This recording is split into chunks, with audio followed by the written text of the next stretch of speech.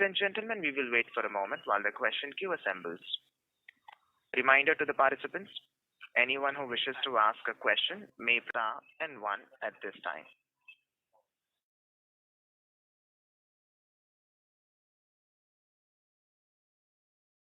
The first question is from the line of Jinesh Gandhi from Motilal Oswal Financial Services Limited. Please go ahead. Hi, sir. Thanks for taking my question. My question is on SMR PBV particularly. So what are you picking up from your customers with respect to the chip shortage? Are they indicating any improvement in production schedule for third quarter or second quarter and beyond? Thanks, Jinesh. Look, the situation of the chips are improving. I think not so strongly as what one would imagine, but definitely there are improvements. The numbers from the car makers actually show that. But one would have expected even larger allocations to the automotive segment, but it appears that every segment is at the moment having a huge demand of semiconductors. So gradually, yes, it's improving, but not to what desired levels were. Anybody else would like to add on this? Mami? No, Papa, I think you've covered it. The worst is behind us, and hopefully it looks up from here. Okay. And as a follow-up on that, the question to Vaman is primarily given that OEMs have been optimizing the supply side issues with respect to improving their own mix. So have we seen similar benefit in SMR PBV with respect to enrichment of mix and in turn lesser impact at least on the revenue front? Obviously, operating deleverage has its own impact on margin, but have we seen enrichment of mix? Look, we are serving all the platforms. Yes, we do have a lot of exposure also to the premium platforms, but that's where, our diversification strategy, 3CX15, has really helped us to absorb some of this impact. As you can see in the presentation, the results, we showed the volume drops on the wider industry at large, but on our results, they were muted in that manner. So definitely being diversified, being able to serve those different industries, we've been able to cushion some of that impact. Okay. And the second question is for PKC. So we have indicated we continue to be impacted by elevated costs due to new launches. So what is the sense you're getting by when we should see normalization from the new launch cost impact perspective? Obviously, supply side is an additional problem there as well. But from meeting new launch programs impact, when that should go away?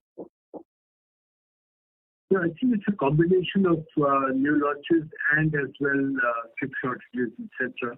But I'd request Pankaj to answer this, please. Jinesh, this is Pankaj here. So the new launch costs have started, additional exceptional costs have started to recede, and by the end of Q2, they've receded to a great extent. Okay, got it. And lastly, any update on the ongoing restructuring? By when do we expect NCLT approval for demerger of DWH?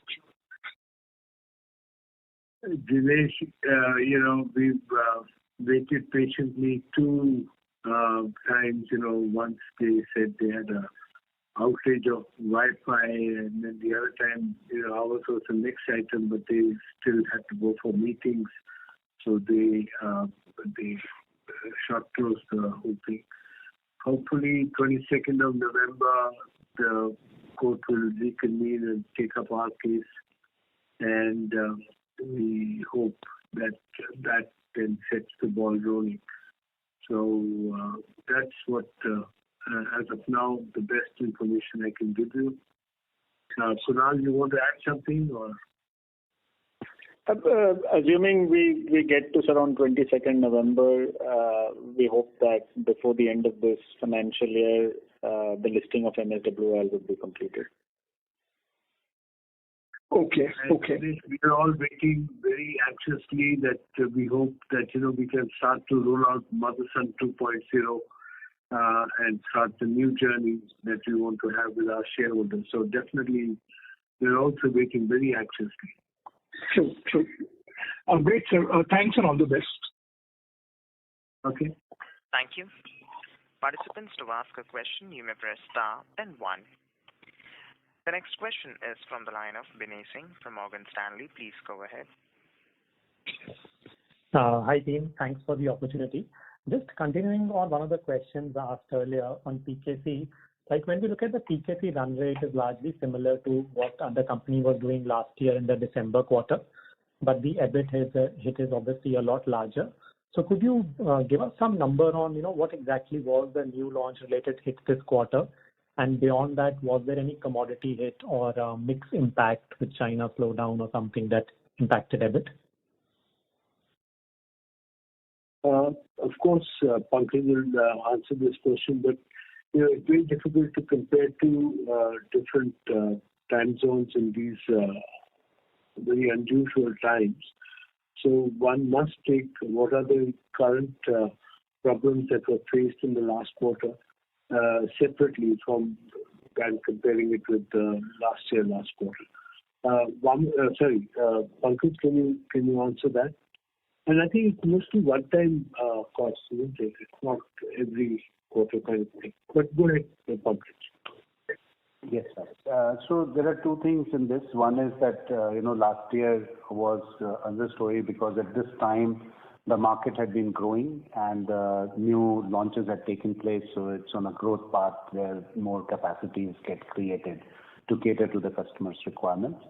And also in this quarter, China saw a very big dip in the volumes because before this quarter, we would have seen that China was growing at a very fast pace. And with Euro 6 implementation, it has fallen. And in terms of exceptional costs on the new launches, which we had incurred in this quarter, they would be ballpark about 9 million euros of exceptional costs. Okay. And so then I think that then there's quite a sizable impact from other segments that has actually hit a bit, it seems like that. The second question will be on the raw material side. In the press release, you mentioned that there'll be a gradual pass-through. Could you remind us what kind of raw material pass-through contracts do you have, both in India and overseas? Sure. I would encourage Gauba to take this question. But by and large, there's a lag. It's all about a lag of 3 months to 6 months, depending upon the customer. But Gauba, can you please elaborate this? Yes, sir. So what happens is, in terms of copper, the adjustments are done either 4 times in a year or 2 times in a year, because it does not necessarily matches to the calendar period what we count, depending upon the customer convenience. So this lag changes is coming down and is applied consistently. So when the prices are going up or going down, so in an increasing market trend, which was the case, or sometimes even in September, October, we still saw some increasing. This becomes an impact on this. But as the raw material prices are set at a high level, and the steep increases which we saw earlier is not there, so the impact is getting lesser and lesser, the lag. And so this will be applicable in global businesses also, in SMR, PBV and PKC? In case of PKC, yes, it could be, but different frequency to twice a year or something like that in some of the businesses. In case of SMR, PBV also, there could be some contracts where it could be based on a negotiation, some contracts where it will be a time-bound demand.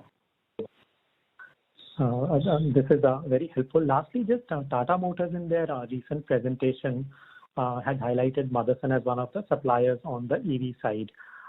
Could you share what exactly are you doing with Tata Motors on EVs? Which part of business in India is working with them? Which segment? So while we don't answer customer-specific model listing because we are tied to a lot of secrecy and things like that, so I'm sorry, we will refrain from answering this question. But if they've said it, then it's already proven what they want us to say, that we supply this, we supply that. So it's multiple things. No, I actually just wanted to know more that is it wiring harness or is it non-wiring harness related content in India? I'm sorry, I can't elaborate much over there. Pankaj, I'll explain what you want. That's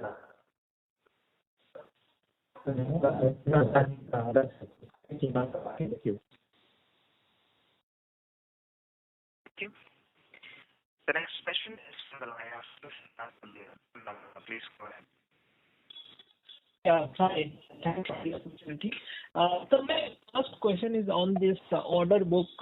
We have seen some moderation in terms of the new order wins to 2.1 billion euros in the SMR PBV. So I just wanted to check, is there an impact of chip shortages even in the orders also? And on a normal basis, it could have been higher. So some of your thoughts on that?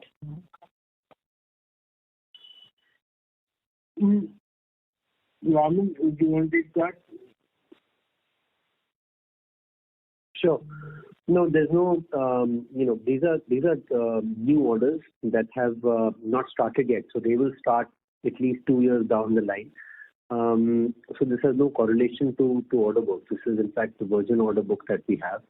And we are all assuming that in 2 years' time, this problem will be long past gone. So there could be timing issues. Some new contracts could still be coming up in this quarter, but we don't see any significant downward movement because of the issue. This is all of the order book that will start in the next 2 years.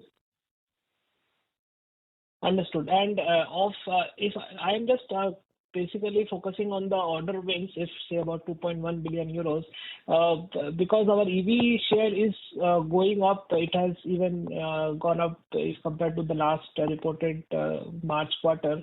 So will it be fair to say that a large part of this order wins will be EVs only, and the ICE order book will be much lower?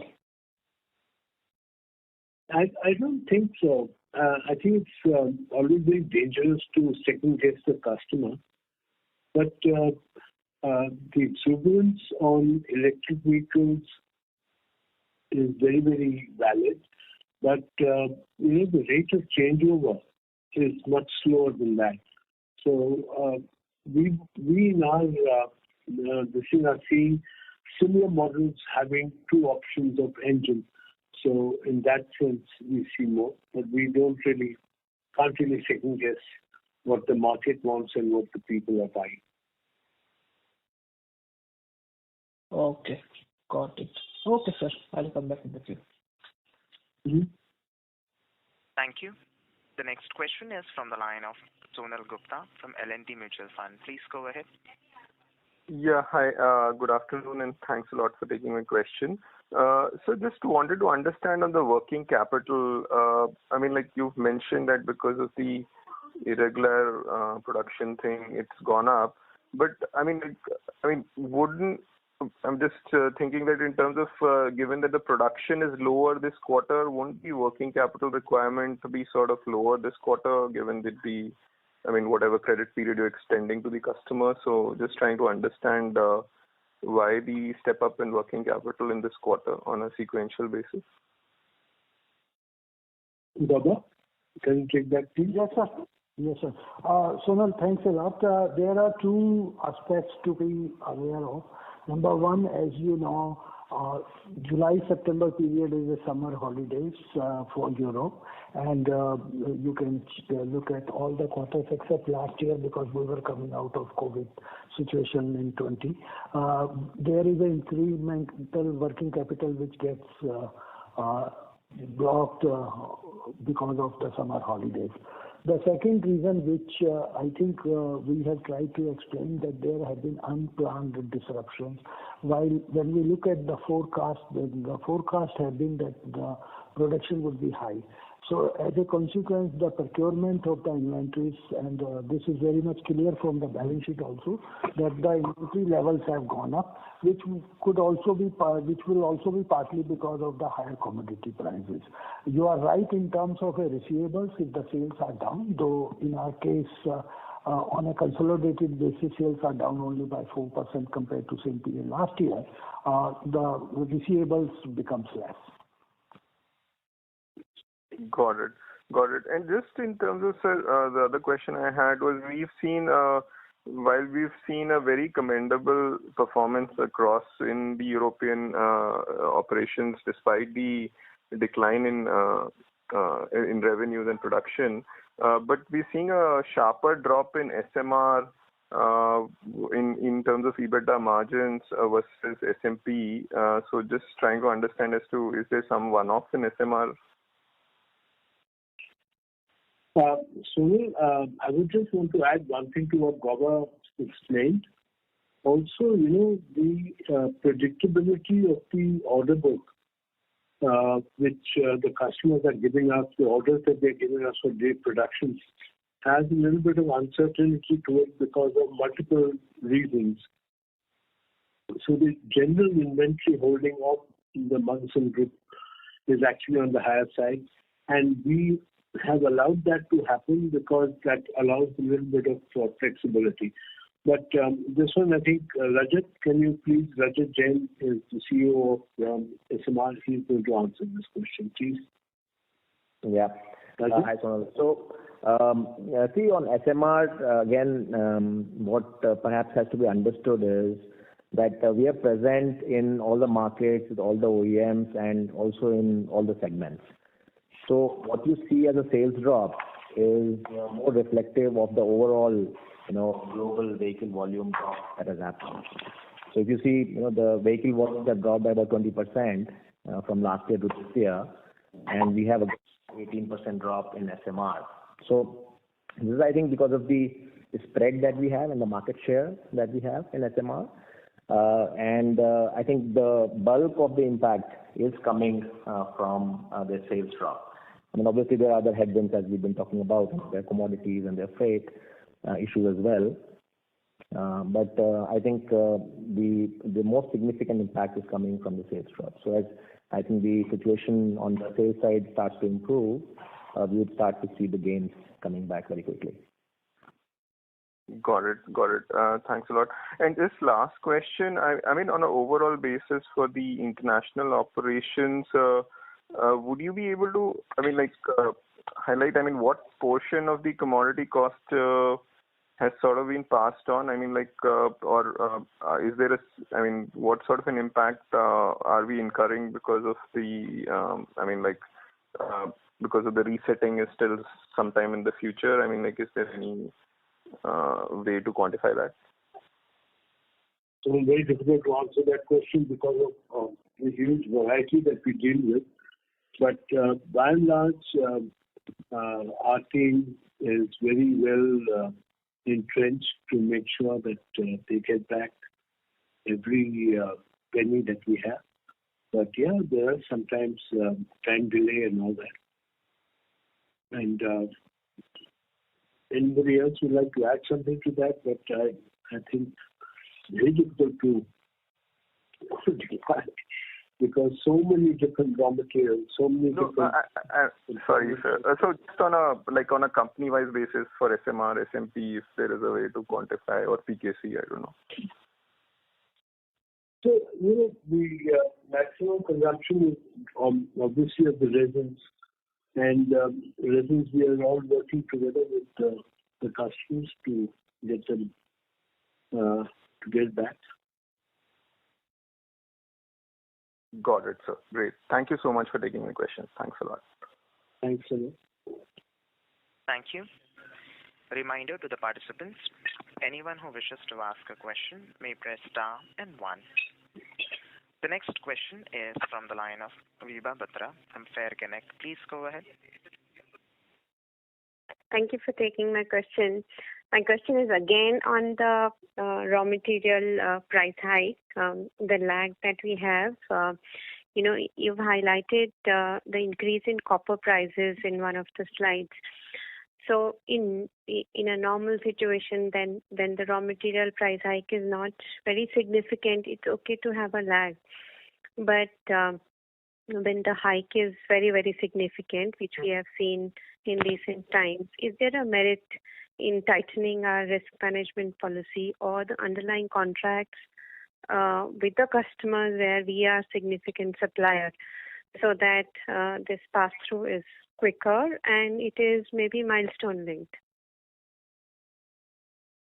Definitely, all efforts have been there, and I must say the customers have been very conscious of the fact that the increase of copper prices have been very, very steep. But I would ask Pankaj to help me out on this. By and large, we are getting huge support from the customer base. So generally that's the case. But Pankaj, anything you'd like to add on this? Yes, and customers are very supportive, as Mr. Sehgal said, and it's since these contracts are long-term contracts, so even when the prices drop down, then the same contract continues. But if in certain geographies we have had more issues because it was also impacted together with currency or any other issues, so customers have been supportive, and also we negotiate and come to certain conclusions wherever there is a need. But despite this, your margins have actually shrunk,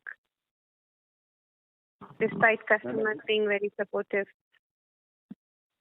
Yeah, but what we have mentioned here is that as the prices become stable, then the gap between the compensation which is based on average of past many months, it starts to get receded. So it starts to reduce, and that is what we are seeing now. That the gap is still there, but the gap is reducing. Okay. So on a steady state basis, what kind of EBITDA margins can one expect? We don't guide on EBITDA margins. Okay, sir. Okay. Thank you. We guide in growth.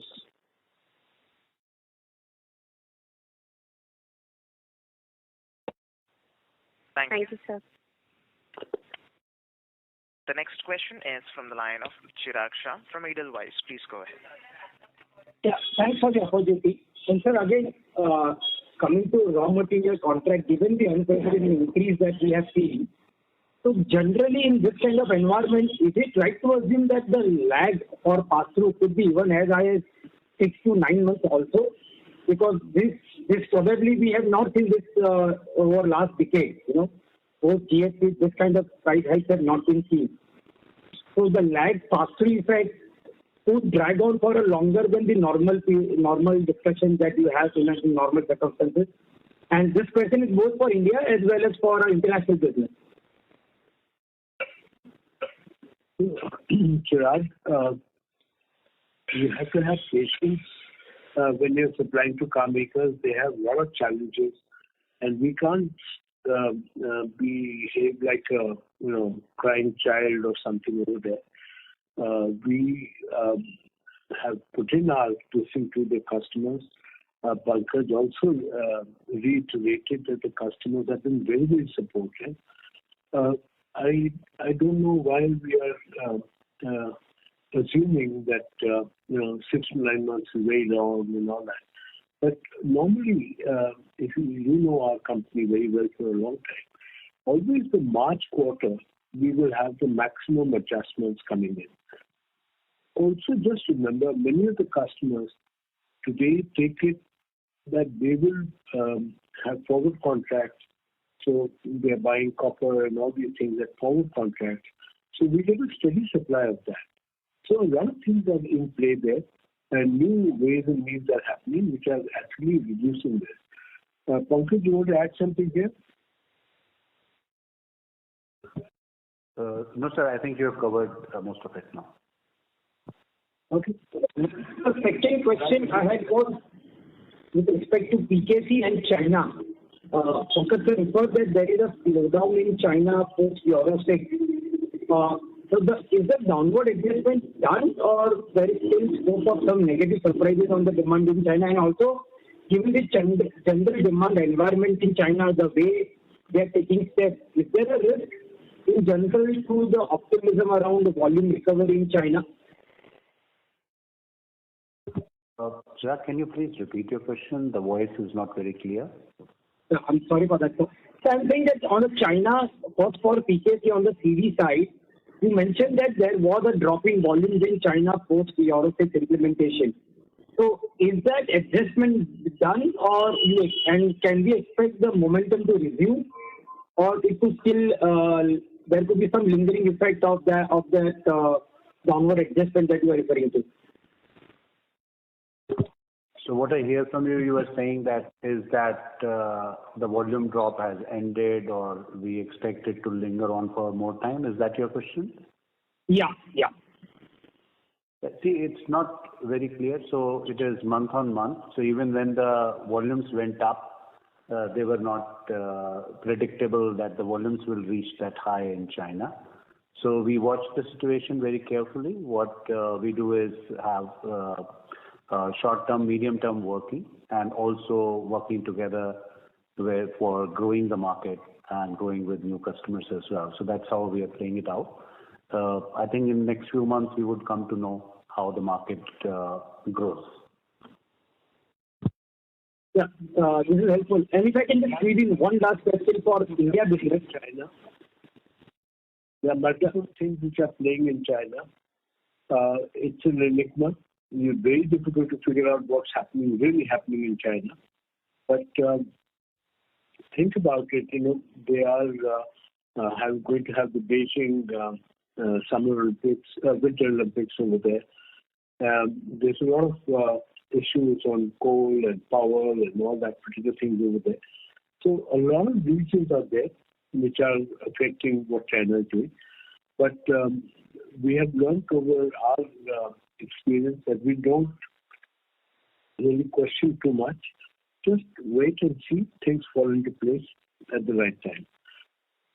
Most of our joint ventures are with the truck makers itself, so we're not overtly worried about getting taken care of, if you understand what I'm trying to say. Thank you, Mr. So one question for Baba sir. In standalone, there is a huge jump in other income. So, but it is not necessarily getting reflected in consolidated in that way. So is there any intercompany adjustments or something like that? Because it was 222 crores and generally this rendered has been around 40-50 crores. In standalone I'm referring to. Standalone business. Yes, sir. Chirag sir, this is a dividend income, so in our presentation we have also given, in the cash flow also it is shown as separate line item. Okay. Thank you, sir. I missed that part. Thank you very much. Thank you. Chirag, we actually made a special mention that there is dividend income which has come in from MWO side. So hope you see that. Go ahead, please. Thank you. A reminder to the participants, anyone who wishes to ask a question may press star and 1.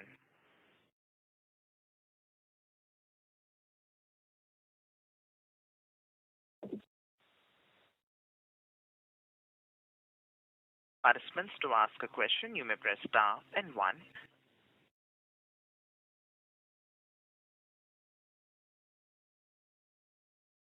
The next question is from the line of Jay Kale from Elara. Please go ahead. Yeah, thanks for taking my question. I joined a bit late, so sorry if this question has been asked. Just if you can throw some clarity on the 1,000 crore fundraise, the NCD that you have raised a few days back, what would be that for? If you can just throw some light on that. Thanks. Okay, Kunal, you want to take that on? Yeah. Hi, Jeb. The 1,000 crore approval that we have sought is an in-principle approval from the board. as and when we launch the transaction, I guess you will have more color on its user proceeds, etc.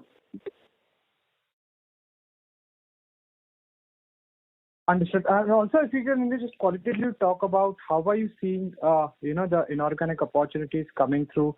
We did mention during the COVID times things had become difficult because of the fund help from various governments. How is that situation panning out currently, and where are we in that cycle? If you can just throw some qualitative, color on how things are right now versus 1 year back. Well, I think almost all the help that was being given by the governments is almost dried out.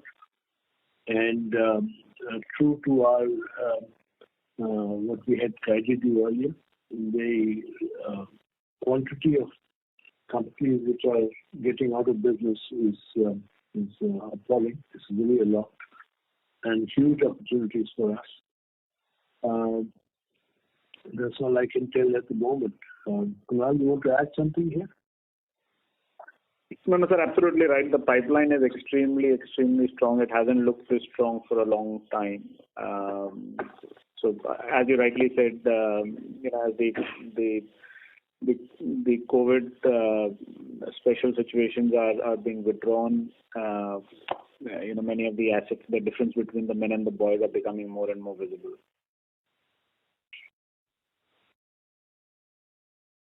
Understood. Great to hear. Thanks and all the best.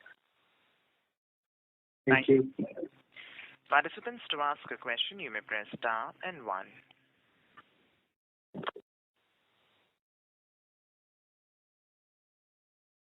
The next question is from the line of Nishant Vas from ICICI Securities. Please go ahead.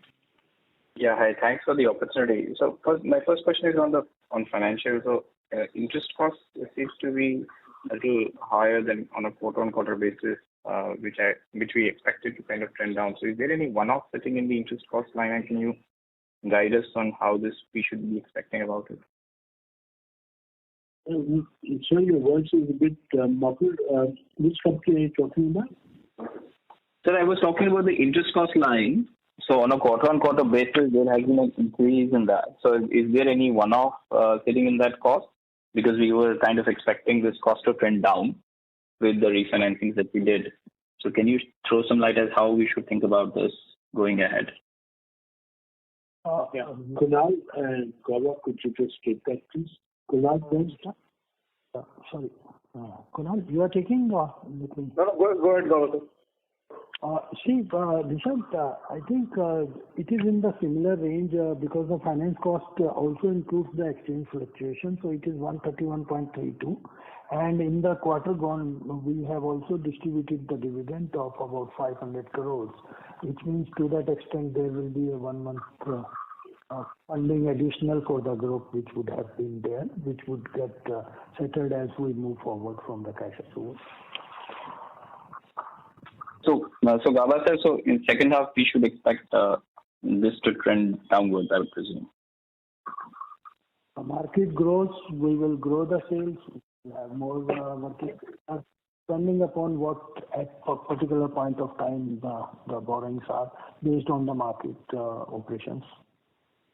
Understood. My second question. Average rate of borrowing has come down. That I can say. Okay. Yeah, that's what I was kind of thinking around. Thanks for that. Second question is on the order book. Obviously, we can see that your incremental order share of electric is going up, and globally, electric as a share of sales is also going up. So can you give us some construct as to where your say SMR PBV revenues contributions coming from electric, has it touched early single digit, high single digit? Is there anything that you could throw some data point at us?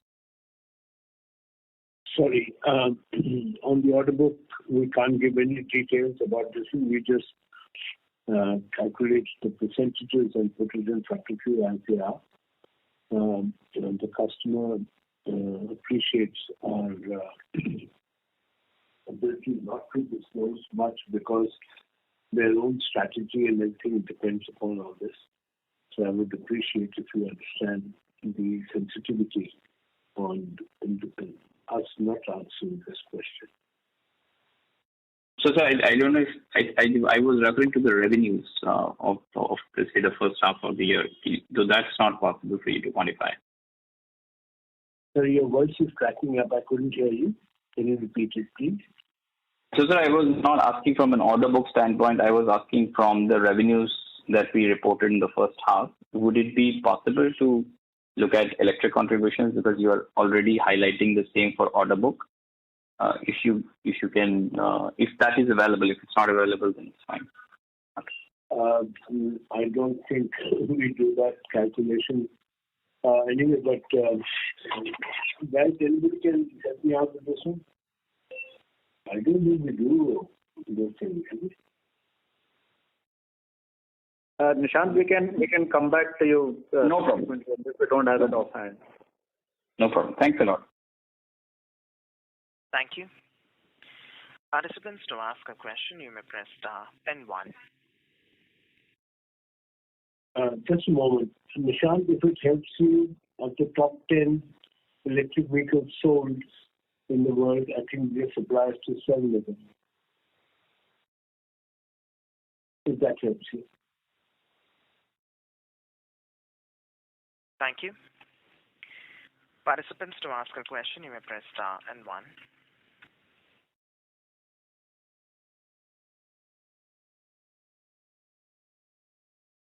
As there are no further questions from the participants, I now hand the conference over to Mr. Vivek Chand Sehgal for closing comments. Thank you, and over to you, sir. Thank you very much. Thank you very much for your questions, and I hope we answered them to your satisfaction. We are limited in our liberty to disclose the facts, especially on the new orders and all that, because it exposes the OEMs strategy, what they're thinking, what they're doing. So please bear with us on that. We are anxiously waiting for this NCLT to hear our case and give the final orders. This is the third time that they have given us a date. Hopefully, with God's grace, if we get this particular thing, then I can promise you we will start what is called Motherson 2.0. Hopefully within a year, within a month or 2 months of that NCLT approval, we should be in a very interesting position. Watch out. I think we have said the third quarter we still see a lot of headwinds and all that. So our teams are going to work very hard to do better and better. And I hope and pray that all of you, your families, stay safe and healthy during these troubled times. Wish you all the best. Thank you very much. Thank you. Ladies and gentlemen, on behalf of Motherson Sumi Systems Limited, that concludes this conference call. Thank you for joining us, and you may now disconnect your lines.